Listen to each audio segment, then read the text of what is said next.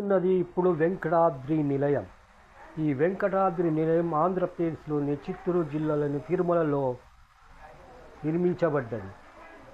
ఇది తిరుమల యాత్రికుల కోసం స్పెషల్గా 2 సంవత్సరాల నుంచి కొత్తగా కట్టిన భవనం. అన్ని ఫెసిలిటీస్ ఇందులో కల్పించబడ్డవి. అయితే యాత్రికుడు ఈజీగా ఇక్కడికి బస్సులో కానీ ఓన్ వెహికల్స్ కార్లలో కానీ రావచ్చు.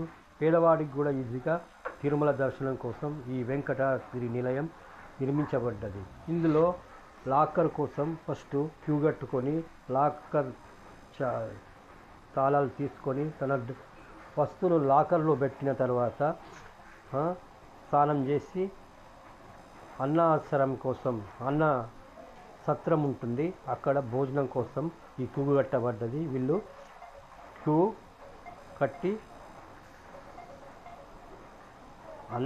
భోజనాన్ని చేయడం కోసం వెళ్ళారు. కూర్చున్న వాళ్ళు ఈ శకుంతల, ఆ తర్వాత సతీష్ గారు, ఆ తర్వాత రమణు, ఆ తర్వాత దాసు, వీళ్ళు మొత్తం నా బంధువులు.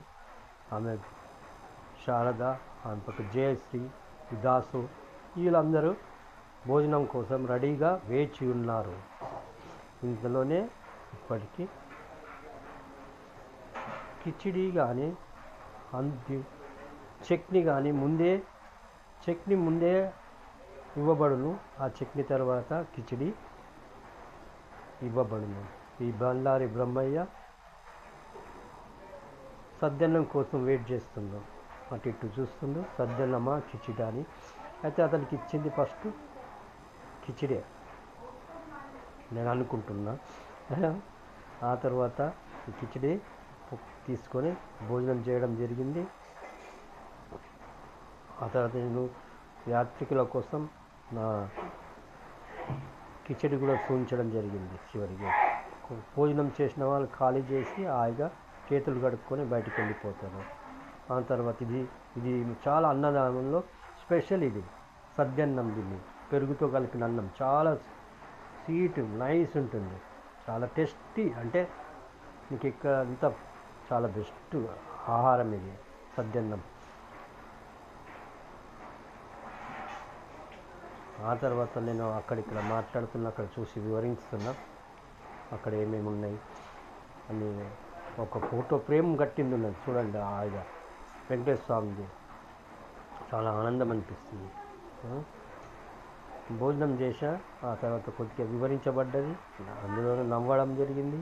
ఆ తర్వాత హ్యాపీగా భోజనం జరిగింది.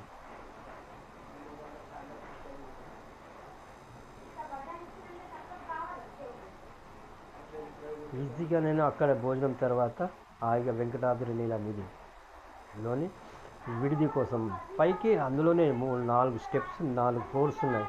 ఆ ఫ్లోర్స్లో వెంకటాద్రి నిలయం 4th ఫ్లోర్ కోసం వెళ్ళడం జరుగుతుంది.